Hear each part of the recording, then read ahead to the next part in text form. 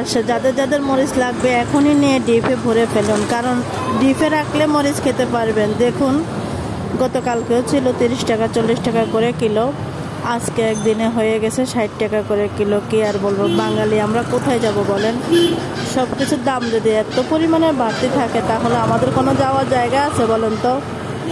এই যে মরিচ দেখতেছেন, গতকালকে নিয়ে গেছি 30 টাকা করে কিলো, আর আজকে হয়ে গেছে 60 টাকা করে কিলো, 50 টাকা করে কিলো। আমরা কোথায় যাব সাধারণ মানুষ? কেউ কি বলতে পারেন? রমজান আসলে কেন জানি সব কিছুর দাম বেড়ে যায়। রমজান মাস আরও জানি একটু মানুষে কি বলে, ভালো একটা দিন রমজান মাস বলতে মানুষে বলে প্রত্যেকটা জিনিসের দাম একটু কমানোর দরকার, কিন্তু না, কমানোর বদল কি হয়, বেড়ে যায়। এ হলো বাজারের পরিস্থিতি। প্রত্যেকটা জিনিসের দাম প্রচুর পরিমাণের বেশি। যখনই বাজারে আসে তখনই মাথাটা গরম হয়ে যায়। গতকালকে নিয়ে গেছি মনে করেন 30 টাকা করে কিলো, আজকে হয়ে গেছে 60 টাকা। একদিনের ব্যবধানে যদি হয়ে যায় 30 টাকা প্রতি কেজিতে, আমরা বাঙালি সাধারণ মানুষ আমরা কোথায় যাব? কেউ কি বলতে পারেন? এ হলো আমাদের বাঙালির অবস্থা।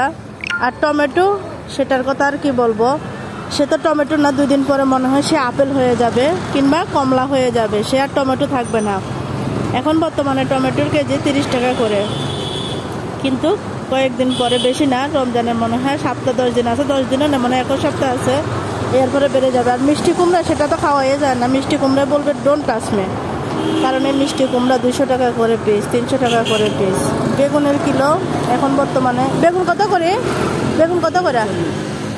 বর্তমানে 40 করে আছে, এরপর আস্তে আস্তে বেড়ে যেতে পারে। যাই হোক না, যাই হোক, অবশেষে আপনাদেরকে এটা জানাইলাম যে যাদের যাদের রমজান মাসে মরিচ দরকার তারা এক কাজ করতে পারেন, মরিচ বেশি করে নিয়ে রেখে দিতে পারেন। হঠাৎ কখন আবার দাম আবার বেড়ে যায়, কারণ একদিনের ব্যবধানে যদি 30 টাকা বেড়ে যায় তো মনে করেন 2 দিন 3 দিন বা 1 সপ্তাহের ব্যবধানে 100 টাকা হতে পারে। এটা অস্বাভাবিক কিছু না, এটাও স্বাভাবিক, কারণ আমরা বাঙালি, যতই দাম হোক খেতে হবে। যেমন কিছুদিন আগে আলুর দাম ছিল 80 টাকা 90 টাকা করে, কিন্তু আমরা সেটাও খেয়েছি।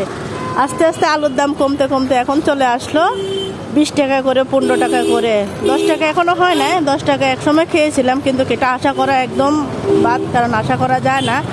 যাই হোক, অবশেষে এটাই জানাইলাম আপনাদেরকে। কাঁচামরিচ আর পেঁয়াজ আর আলু, এই 3টা জিনিসের দাম কেন জানি না প্রচুর বেড়ে যায়। তা আমি অবশ্যই নিয়েছি, এই যে দেখতেছেন মুরগিটা যেমতা নিয়েছি। কেটে মুরগি নিলে আমার মেয়ে বলে কি, মা তুমি মরা মোরগ নিয়ে আইছো কেন, যেমতা মোরগ নিয়ে আইলা না? কিন্তু দুঃখের বিষয়, মেয়েকে আমি কিভাবে বোঝাবো বলেন?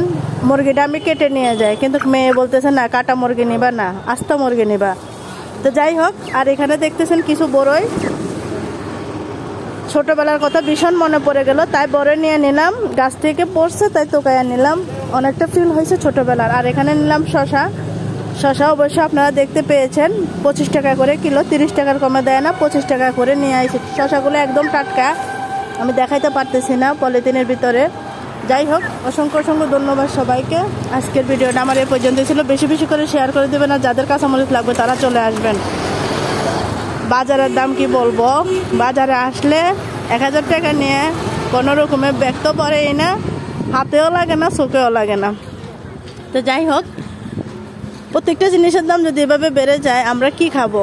মুরগির কিলো 90 টাকা করে, মানে 190 টাকা করে, কোথায় ছিল 130 টাকা 40 টাকা করে, এখন হচ্ছে 190 টাকা করে। সাথে আছে নাগামরিচ। এখন চিন্তা করেন, আমি নিয়ে নিয়েছি এখানে 2 কেজি মুরগি, প্রায় আমার 350 টাকার কাছাকাছি পড়ে গেছে। এখন একজন নিম্ন মধ্যবিত্ত মানুষ, মানে আয়ের মানুষ, তারা কিভাবে চলবে, তারা কিভাবে খাবে বলেন? যাদের দিন মজুরি 300 টাকা 400 টাকা করে, তারা কি চাল কিনবেন না ডাল কিনবেন না তেল কিনবে? রমজান মাস আসতেছে, কি করবে? তাদের কথা চিন্তা করলে না চোখ দিয়ে পানি চলে আসে। যাই হোক, কিছুই করার নাই, তারপরেও খেতে হবে, কারণ আমরা বাঙালি, বুঝতে হবে। ওকে, সবাই ভালো থাকবেন। রাস্তার শব্দ হচ্ছে, টাটা, বাই বাই।